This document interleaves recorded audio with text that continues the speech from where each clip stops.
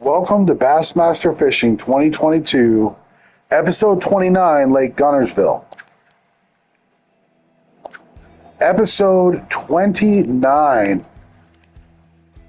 Now this lake, I do have a spot where I've been catching giants pretty consistently now, and I have been desperately searching Guntersville for the magic spot.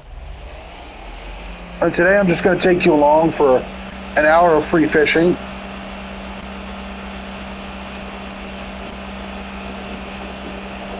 At a spot where I've known about for a while.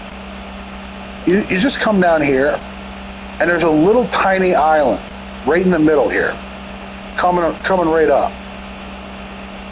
There's these two more medium-sized islands,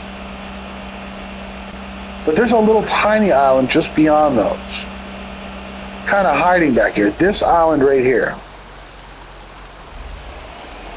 And this is how I've been setting up.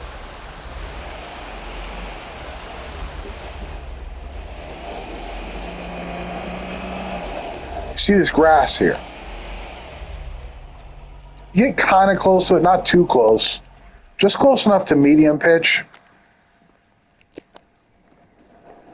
And you can pitch all through here and catch giants. So let's begin the episode.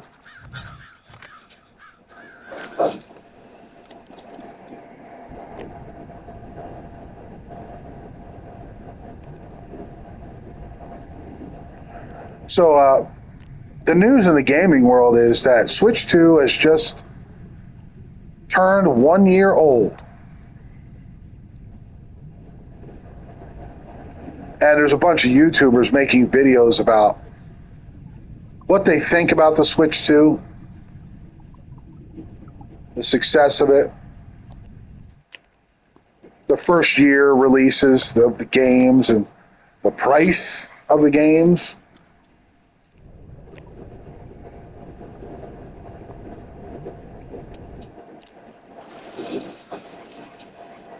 Mario Kart World,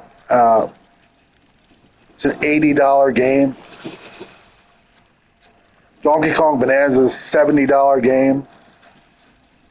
Breath of the Wild Switch 2 is $70. Tears of the Kingdom is $80.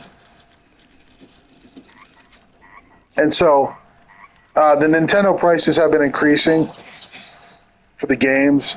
And yet their console is, to this day, the cheapest on the market.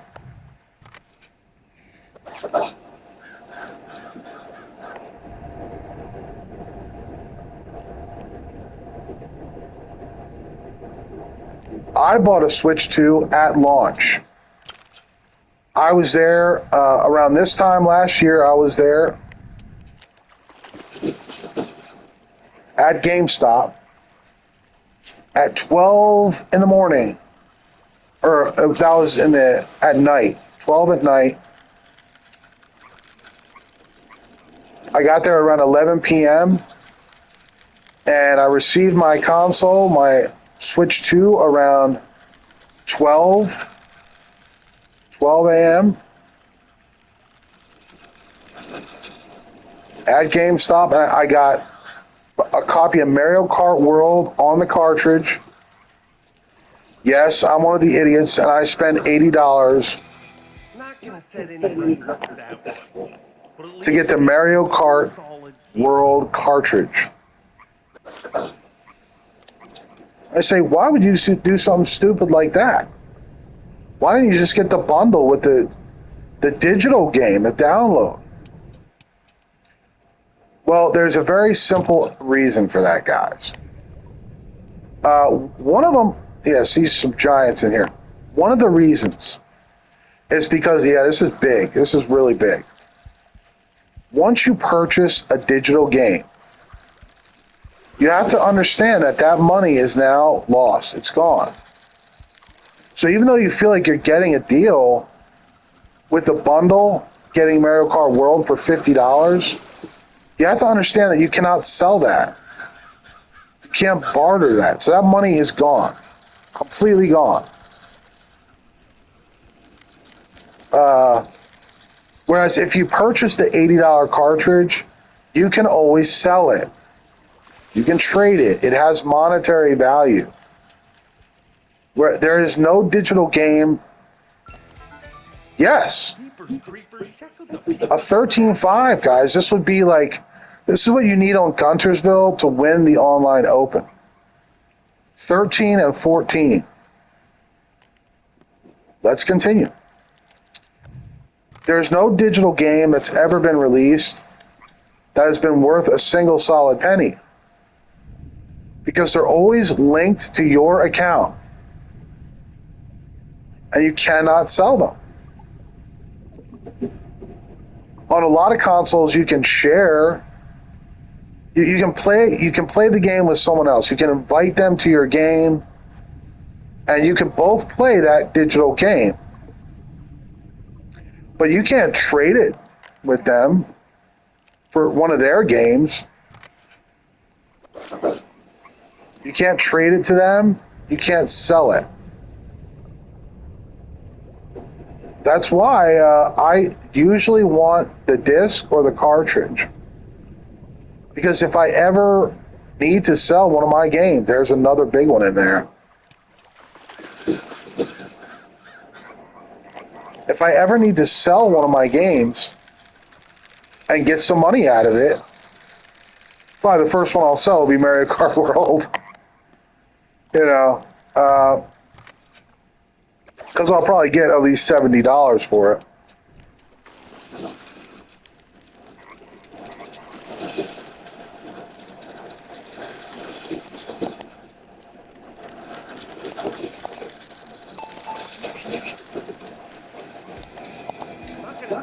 But that's why I'm kind of against an all-digital game future, where you know they stop selling discs and cartridges on Amazon and eBay and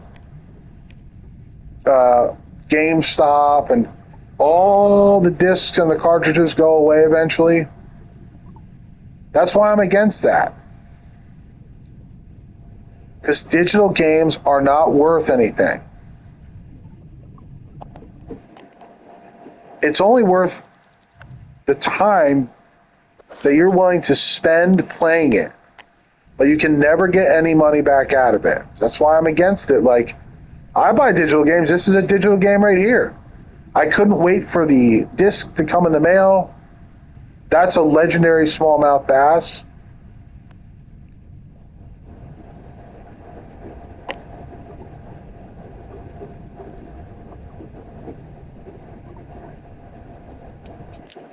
I don't know if this is it.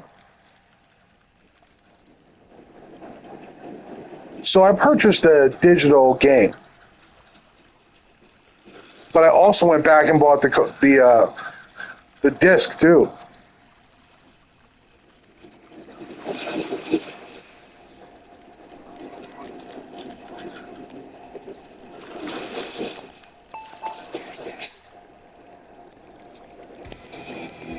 No, it's just a small largemouth bass.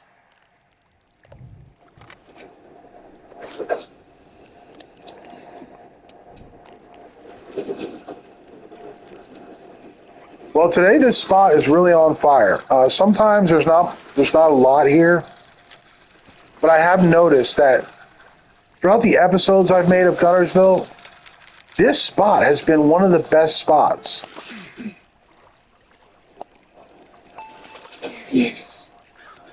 For giant trophy largemouth, the 13s you need and the 14s you need.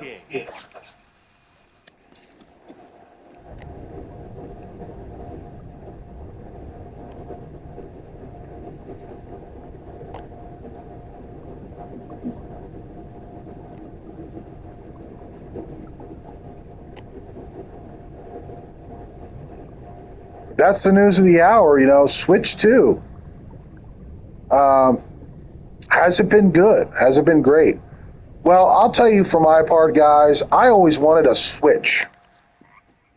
And when I started hearing the news that Zelda Breath of the Wild and Zelda Tears of the Kingdom were some of the most loved games ever made, I became very curious to play those games. And I wanted to buy a Switch, an OLED Switch, to try out the new Zelda games that I heard so much about. But around the time I was considering purchasing a Switch OLED, there was leaks coming out on YouTube and online, and Nintendo was about ready to release a new console, a new Nintendo console. So I waited. I did not buy the Switch or the Zeldas.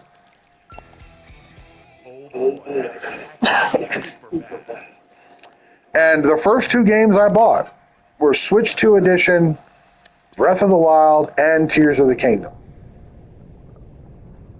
And boy, oh boy, I was not disappointed. Because the Switch 2 versions of those games come with better graphics and something called Zelda Notes, where you can share all your items from the one game to the other Zelda game. All your weapons, all your fruits and vegetables and your cooking materials and everything that you get. Now, see, I played through Breath of the Wild first. So I had a ton of high-powered weapons. And I noticed that Tears of the Kingdom was a lot tougher. You don't get good weapons or anything. So the Zelda notes, the item sharing, really helped me out. Oh, a giant, super giant heavyweight largemouth bass. My second, guys. This will be a 13 or a 14. It's an absolute slobber knocker.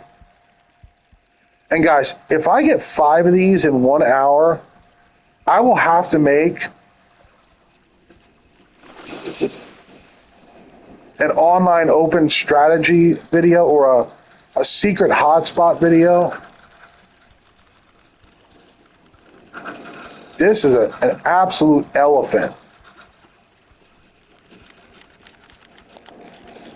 But I heard people in my own family say that they didn't like Tears of the Kingdom as much as Breath of the Wild. Oh no, it's 12. Good insurance, but not a great, not a 13 or 14. I thought for sure it would be. Anyway, people in my own family were complaining that Tears of the Kingdom was not as good a game as Breath of the Wild.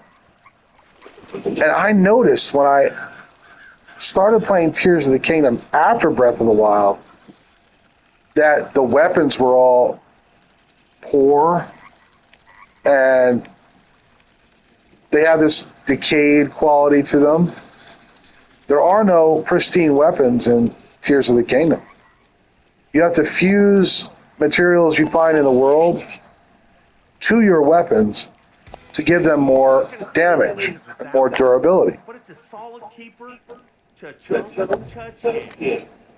But with the Switch 2 versions of those Zelda games, I was able to share my pristine weapons from Breath of the Wild with Tears of the Kingdom. So I didn't have like the hard time some of the people in my family did when I played Tears of the Kingdom. And as it is now, I've put almost as much time into both Zelda games. I have over 200 hours in Breath of the Wild, and I have about 150 in Tears of the Kingdom. And guys, honestly, with the Switch 2 editions of those games, I almost favor Tears of the Kingdom with Zelda notes. Being able to share my items with Tears of the Kingdom really made it a special experience for me. And even though I paid 70 for Breath of the Wild instead of 60, and I paid 80 for Tears of the Kingdom instead of 70, I still would highly recommend getting the Switch 2 versions of those games. Some Switch 2 versions, it's like, meh, you can live without, like Mario Party Jamboree, it's like, you know, it's like whatever, like who cares? I don't really care about the stuff that comes in that Switch 2 version. But with the Zelda games, it makes a big difference, especially in Tears of the Kingdom. Whether you have the Switch 2 editions, it's a much funner and carefree and enjoyable experience with those versions.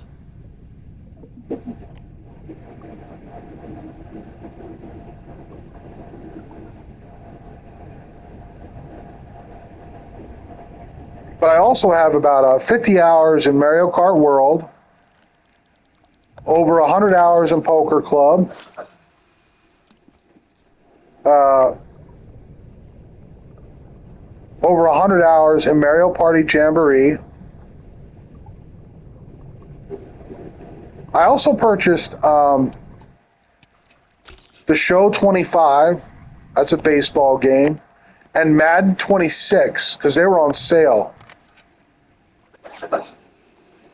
And I think I got NBA 2K 25 or 26 or something, but that was on sale.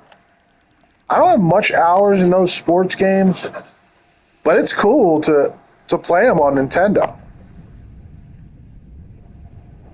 And it's my first handheld ever.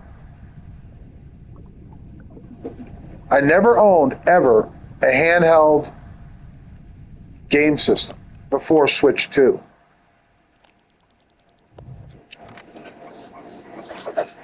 And I love the size of the Joy-Cons and the screen. I played the Switch 1, but I didn't own one. And the Switch 2 is a lot more adult-sized. It's just a really special experience. Mostly playing the Zelda games.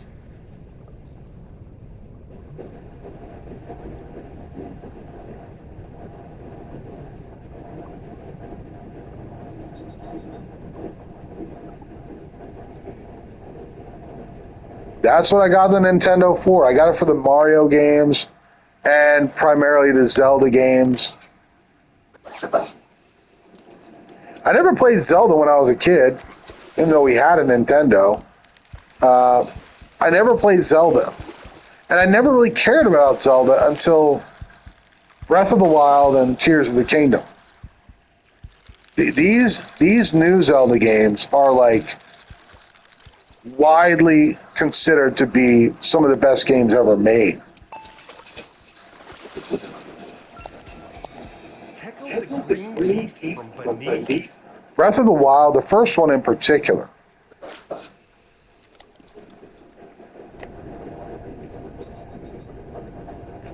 And I kept hearing that on YouTube, man. The new Zeldas are great. The new Zeldas are amazing. They're can't miss. They are don't miss kind of experiences. And after playing both of them, not completing both of them, but after playing around 200 hours of both games, I will say that it is true. They're really special experiences. They're just not multiplayer. They are single player games. There's no competing or anything. There's nobody else. You can't play with a friend.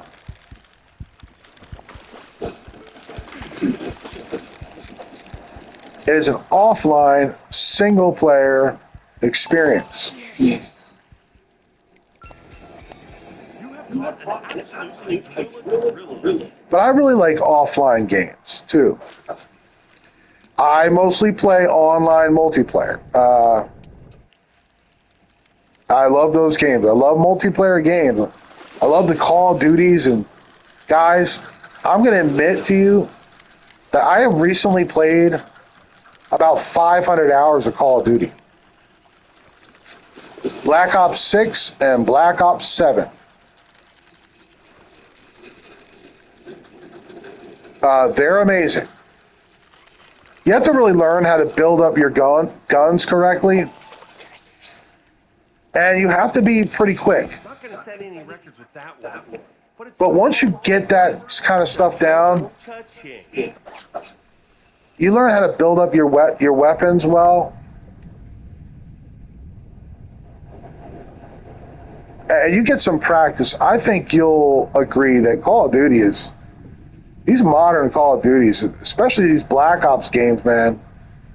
They're amazing. Like I hear YouTubers kind of complaining about Black Ops 6 and 7, and I just don't agree with a lot of the criticism of it.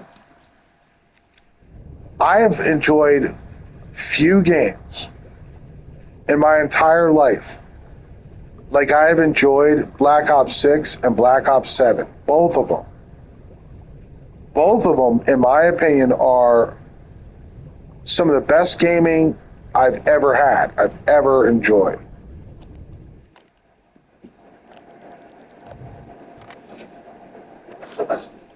And I got about, those are my PlayStation, some of my PlayStation games. I got over 500 hours between the both of them. And I did get Modern Warfare 3. But I didn't have as many hours because there was just something about Modern Warfare 3 that, not that I disliked, but it didn't really grab a hold of me like Black Ops 6 and Black Ops 7 did. Those two games really just gripped me, and I got addicted to those games. Just so engrossed in the experience of Black Ops 6 first, and then Black Ops 7. I know Black Ops 7 is one of the worst selling Call of Duties in modern history, but I don't know why. Not gonna set any records with that one, but at least it's a I good, really don't know solid why. keeper.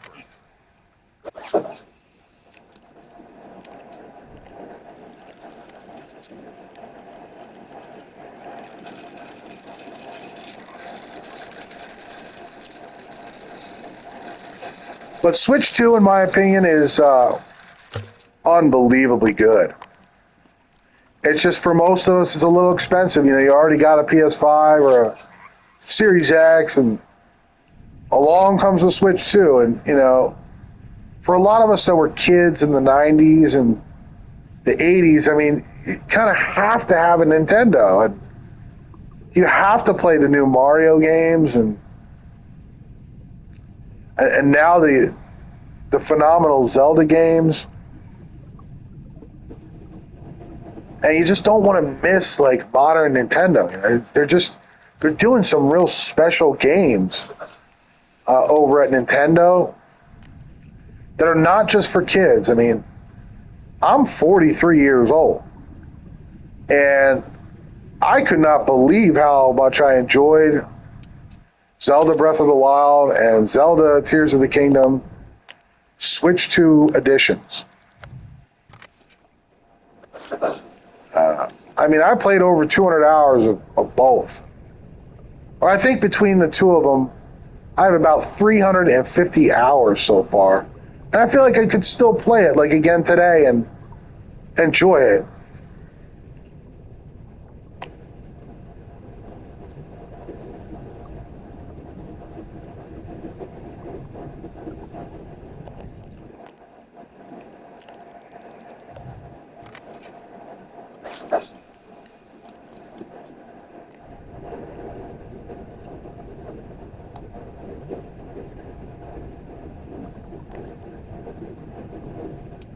Ooh, a giant super cruiser.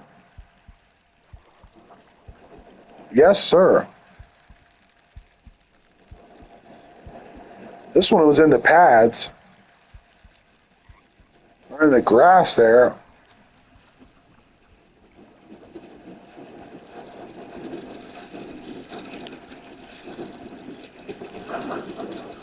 Oh my goodness gracious. A slobber knocker of the highest quality.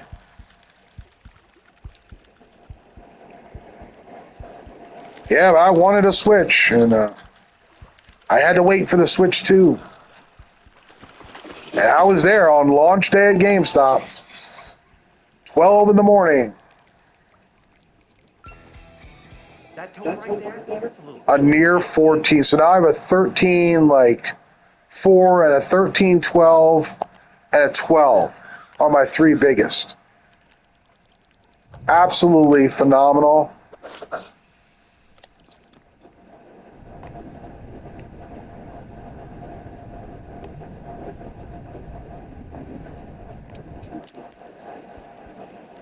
Well, it's another trophy largemouth off to the left.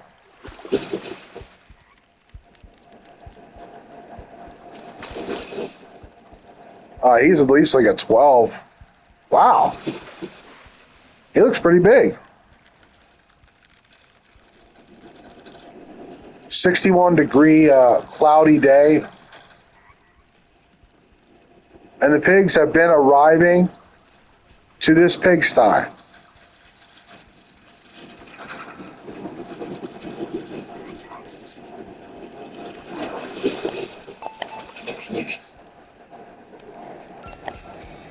Check out An that 11.5. from beneath.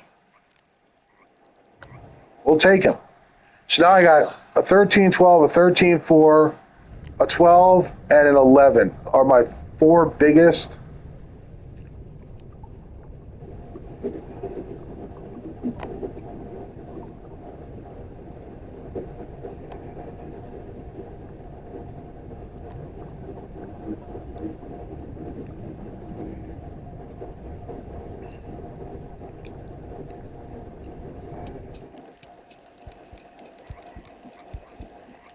It's a heartbeat. I think it's a spotted bass.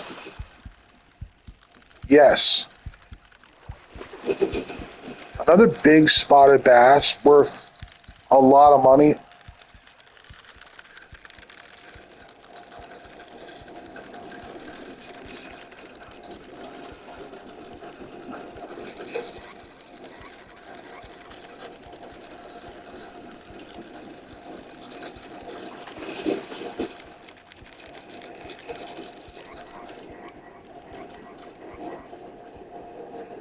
So I guess I'll complain about the Super Mario Galaxy movie a little bit. Gentlemen, we have found Bassmaster. Guys, I love Illumination, okay? Illumination didn't do anything wrong when they did their job. It's just whoever came up with the Bowser demeanor, okay? Whoever wrote that story of Bowser, where he like, at some points he even hugs Mario and Luigi, and he vouches for them, and he works in like a work camp on their behalf. And then there's another part where his son is like sitting on his lap and he's hugging his son, and him and Bowser Jr. have like this affectionate, loving relationship. And also, in the beginning of the movie, there was another strange thing about Bowser. What is this?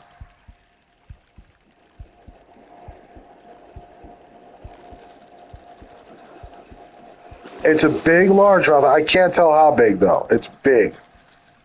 It's probably 11 or 12.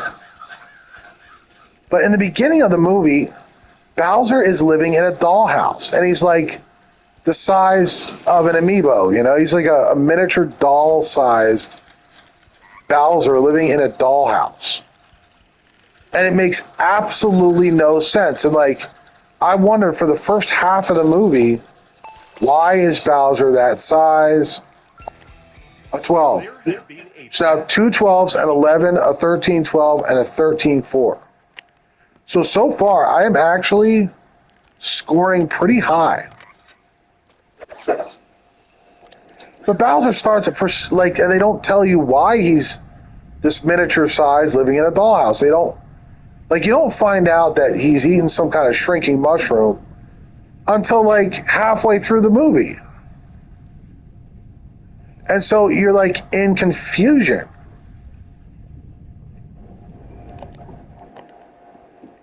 For the first, whatever it is, I think it's like 60 minutes. It's like a 2-hour movie or almost 2 hours. I forget exactly how long. But there were some great parts, like the final battle with Mario and Luigi when they fight Bowser Jr. and Bowser, and that was really good. There were the parts with Rosalina in the beginning fighting Bowser Jr. That was cool. Mario and Luigi in the desert. That was cool.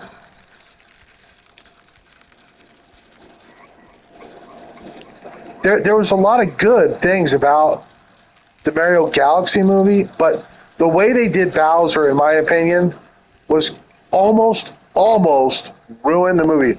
Like whoever wrote that story, Beast from beneath.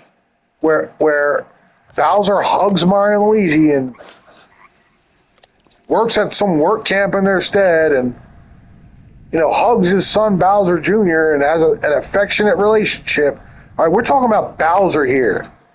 When I was a kid, Bowser was an evil, nasty dragon that wanted to kill Mario and Luigi.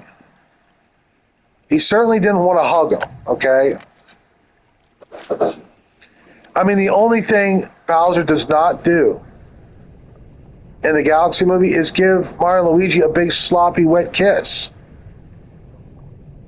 That's the only thing he doesn't do. Like, he loves his son, he hugs his son, he hugs Mario and Luigi. He starts out a Barbie-sized miniature. For like half the movie, he's like a Barbie-sized miniature. And that made no sense to me. I just feel like Bowser was handled in such a poor way. And it almost ruins the movie. Because you can tell that they were trying to make Bowser kid-friendly. They didn't want to scare kids with this Bowser character that breathes fire and is trying to kill Mario and Luigi, so they made him this soft soap, milquetoast little pussy. And I just can't tell you how much it bothers me. Because they had an opportunity to make a movie where Bowser was meaner than ever, nastier than ever, and more dangerous than ever. They could have made him this overbearing, domineering dad that is like almost mean and nasty to his son. That's what they should have done. They did the opposite. They could have made him this character that hates Mario and Luigi and is trying to kill him. And yet they did the opposite of that. They could have made him this big, scary dinosaur with a shell, a spiked shell, that is big and dangerous and is to be avoided or defeated. And yet they made him this little Barbie doll miniature character that no one would be afraid of, not even a kid. That's a giant smallmouth. That is one big smallmouth.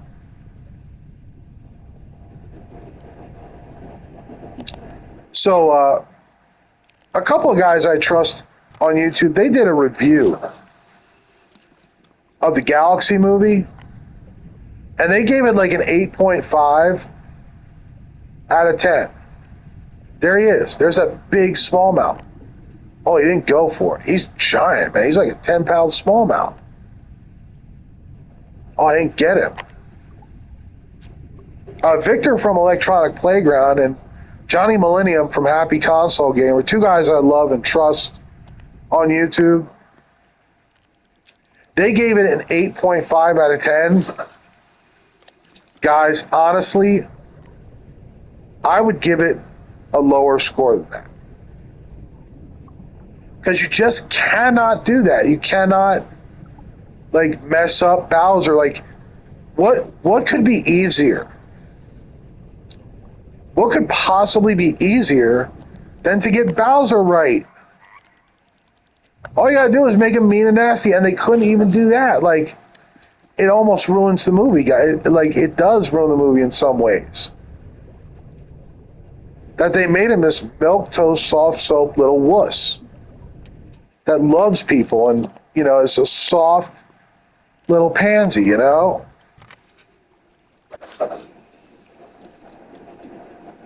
And for me, like the more I watched it over and like actually paid attention to what I was watching, the more I felt like this is wrong, man. Bowser is totally wrong. Like, where did they get this idea that, Bowser hugging Mario is okay?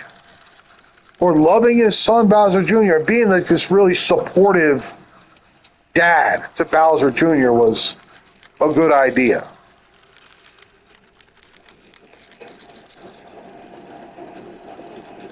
Evil, mean villains that are dads, guys, they're overbearing with their sons. They're domineering. They smother their kids Setting records with that one. with instruction and with basic criticism. You know what like a mean dad is like? He's not some affectionate, supportive, loving father, okay?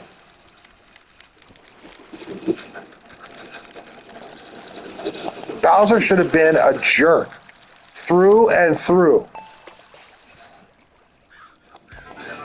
Somebody cut a toe.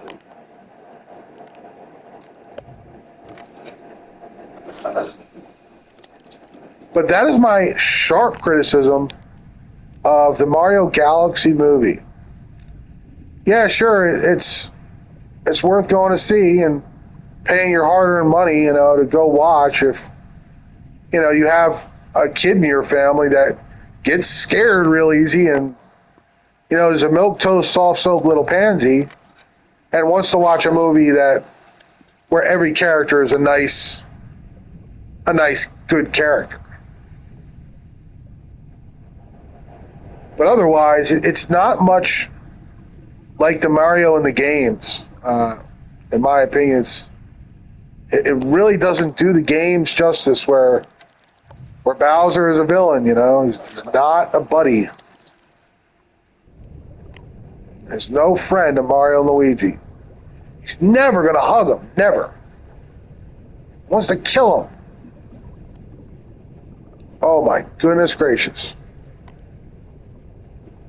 Can I get a slobber knocker, please?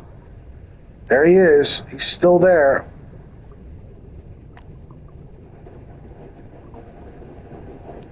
He's coming around.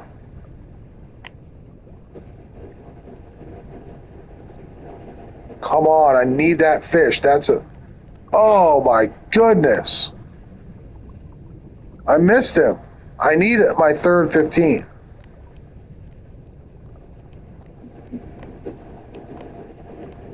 All right, I'm giving up and I'm repitching.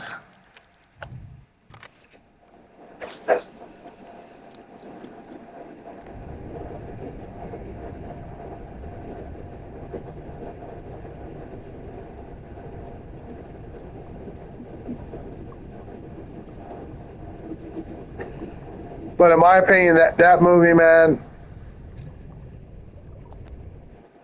it's for the weakest minded people, like gullible people that think their enemies are their friends and everything, and just for milk toast soft soap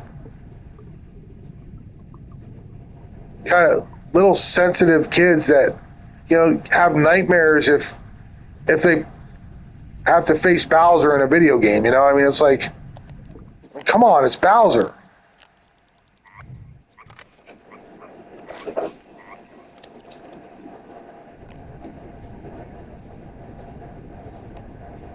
Otherwise, the other parts of the movie I liked, but those parts of that movie, man, they really bothered me. Really bothered me. And really spoiled the experience for me.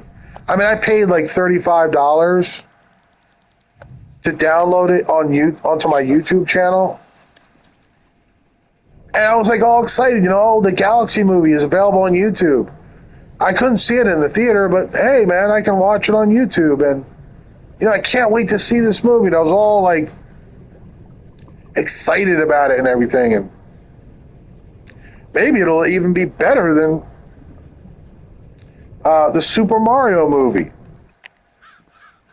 And yet, the more I considered it, the more I watched it, and the more attention I paid to the movie,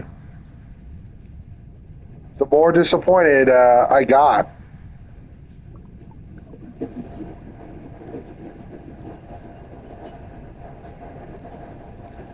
But that's enough talking about the Galaxy movie, I guess. There's 3 game hours. I think that's like 15 minutes left in the video. There was a super heavyweight over to the right of this grass. I just barely missed him.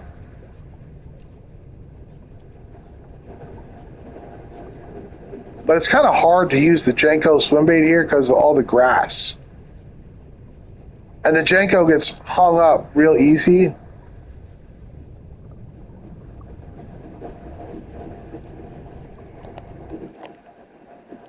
So I'm sure I've missed 1 or 2 in here because I'm new to this spot.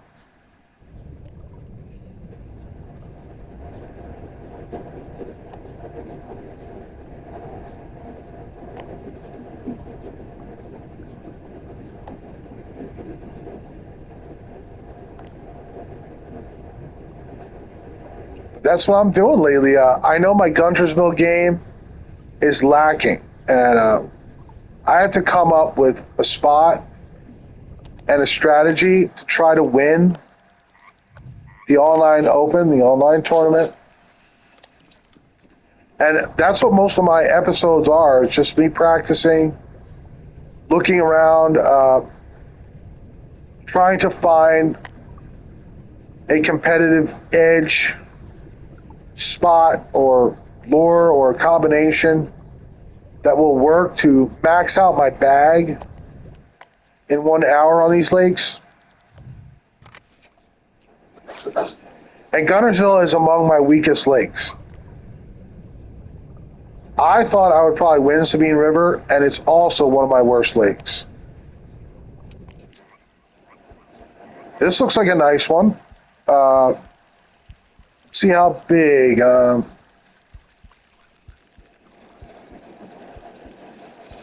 Can't really tell. He's trophy heartbeat. Can't really tell though. He looks big. I know he's over 10 pounds.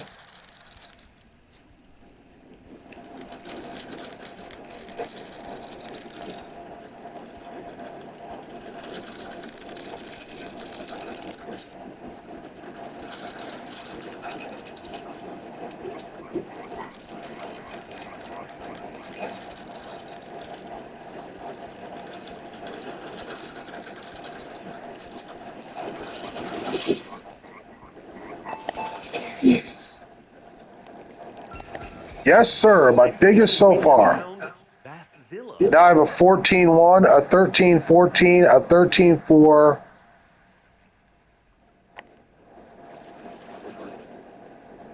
A 14-1, a 13-12, a 13-4, and a couple 12s. So I'm trying to eliminate one of those 12s now. That is the goal. Over the next 10 minutes, if I could get one more, like 13 or 14, that might even put me into first place, but I did miss one off to the right there. That was a 13 or 14.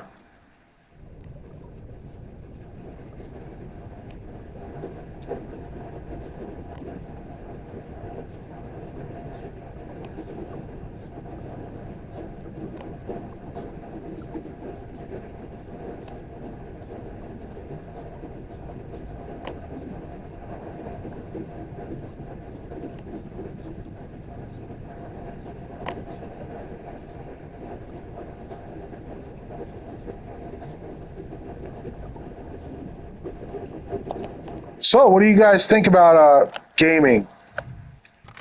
Are we going to get priced out? That's something else YouTubers have been talking about. Oh, are game consoles and games going to get too expensive for anyone to afford? No.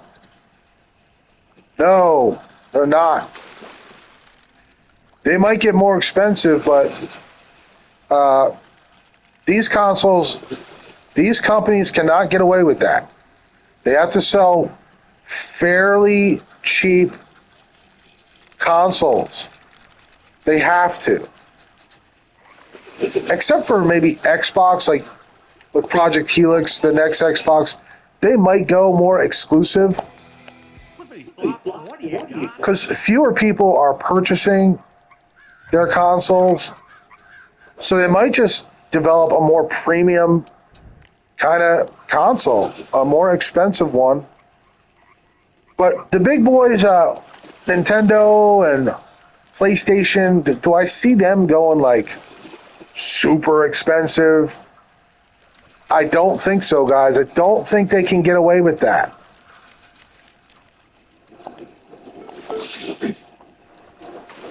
Because one of the number one main customers are kids. Competitors trembling with And the parents, the people buying the consoles, they're not even using them. Like my brother-in-law.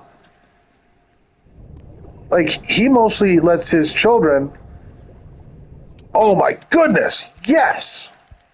He mostly lets his kids play the PS5.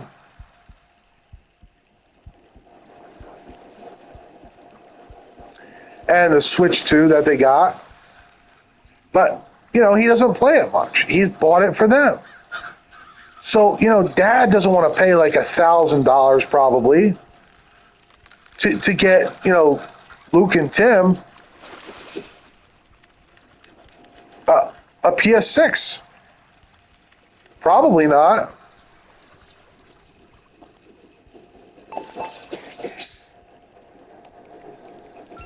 Yes, sir.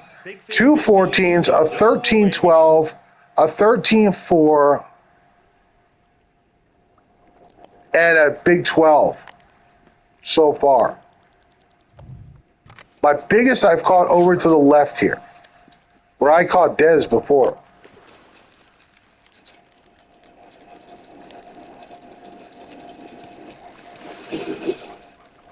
So guys, now I've done well enough to have confidence in fishing the online open here. I'll be releasing a secret hotspot video, and I'll also be releasing a online open strategy video about this spot being a banger, a go-to reliable, because this is under, guys, there's 10 minutes left in this video. Oh my goodness, are you kidding me? What is this? Another big bass? Could this be the spot I have been looking for all along? For the online open? Guys, this is like a 14-pounder. Now I will have 3 over 14-pounders, a 13-12, and a 13.4 will be my smallest.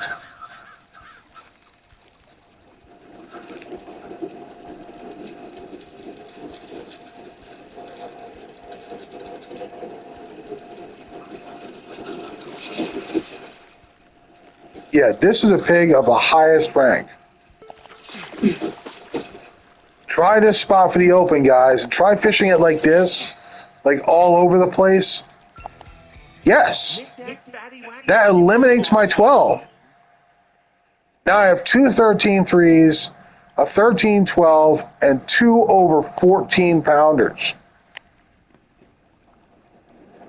Or was it 3 over 14? I forget. I'm getting such pigs.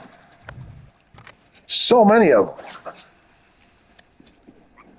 Anyway, guys, you can count on this spot for the 13s and 14s, guys.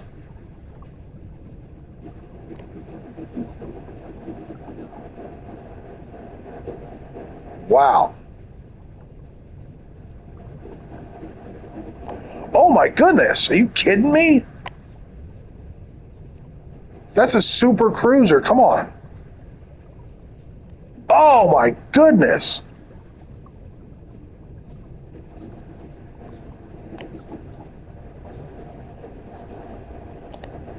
All right, I'm going to make a pitch back after him here. Come on, Mr. Super Heavyweight.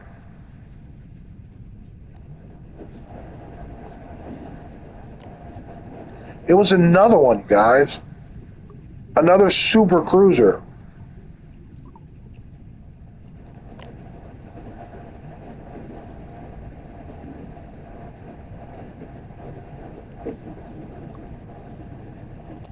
And it looks like most of the real big ones came here towards the end of the hour.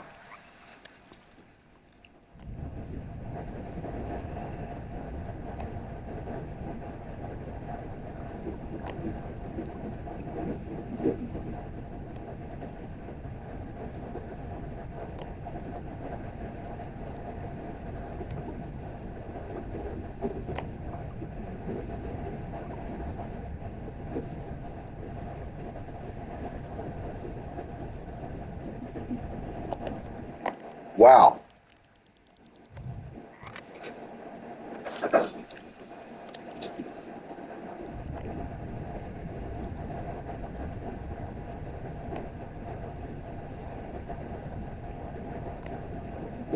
Well, guys, I'm running out of things to talk about. And I'm also running out of the energy to talk about them. Because I just this morning made a Bass Pro Shops Edition Fishing Sim World video where I was competing on Seminole.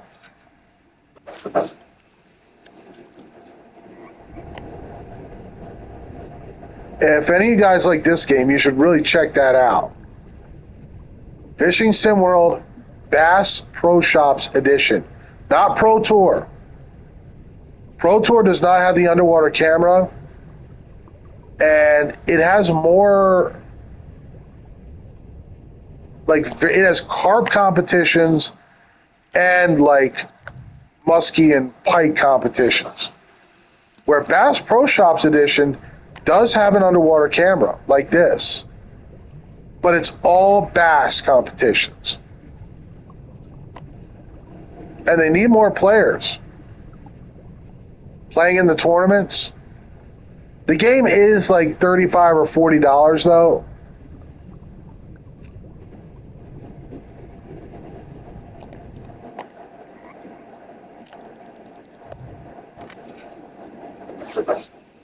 It's a great fishing game though. It's another dovetail game just like this one. Only it looks a little bit less polished. This looks more polished than that did. Bass Pro Shops Edition Fishing Sim. The underwater camera is good though, and the really giant bass are they're just a little tougher to catch. Like, well, not a little. They're a lot tougher to catch. Like when you get a giant largemouth on Records with that one. in Bass Pro Shops Edition Fishing Sim World, Cha-ching. you have to bring your reel speed down to 4. You have to bring your drag down to like 15. You have to lower your rod or you will break off the giant bass. Not so here. They're very easy to catch here.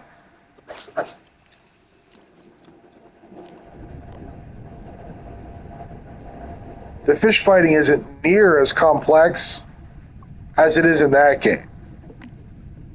That takes a lot more carefulness.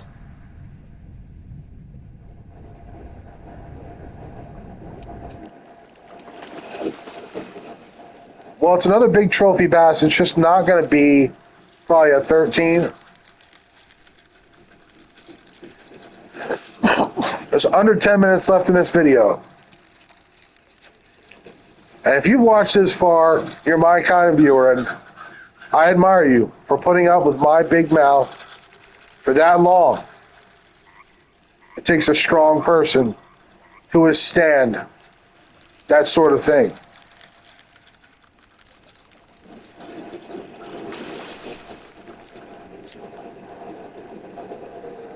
I'm not gonna set any records with that one. But it's a solid keeper.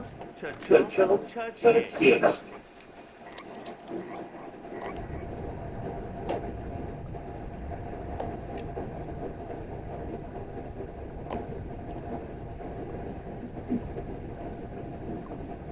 Well, it's been surprise after surprise.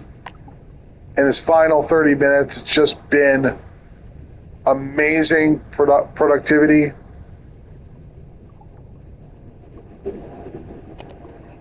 A really special experience this episode. And it's going to inspire a couple other videos.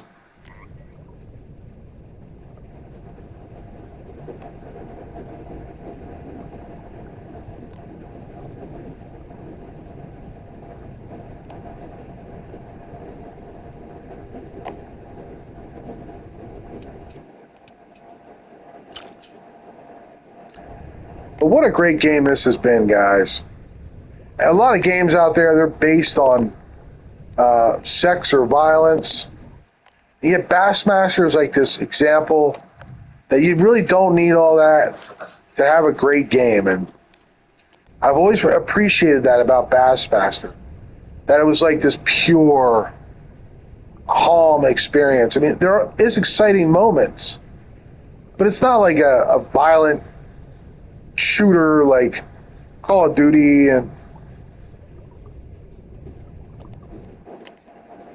it's not this sex or violence based game. It's just a special, pure experience where, hey, maybe you don't have the time or the energy to go out and fish at the local lake or river, but you can always boot up your copy of Bassmaster and put an hour in there and have a good time.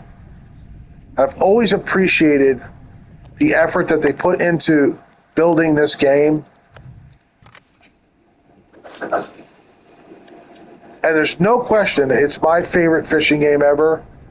Although I played Fishing Planet for almost as long, I enjoy Bassmaster probably more. Most days I enjoy Bassmaster more.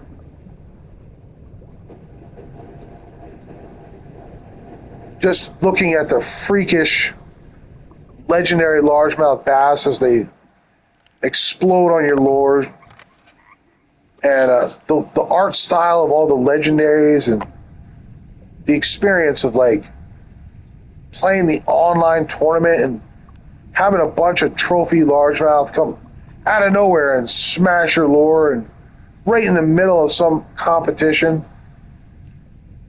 Just has been a special time. And I've made an entire YouTube channel out of it.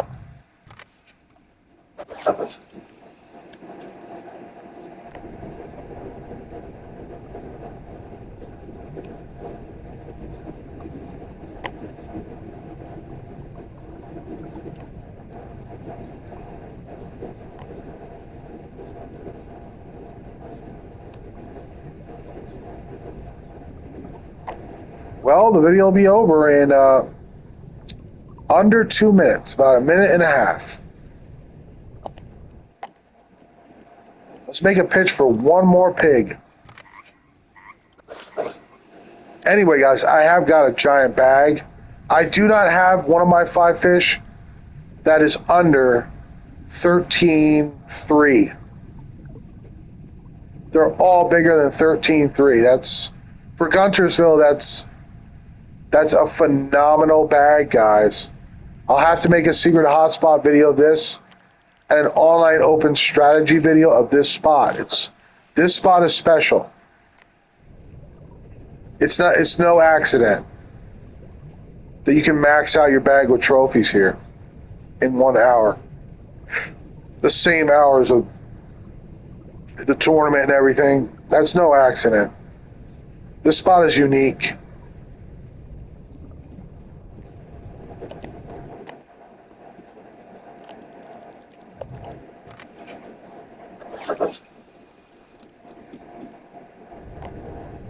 Well, thank you for watching this 29th episode, Lake Guntersville. Have a good day.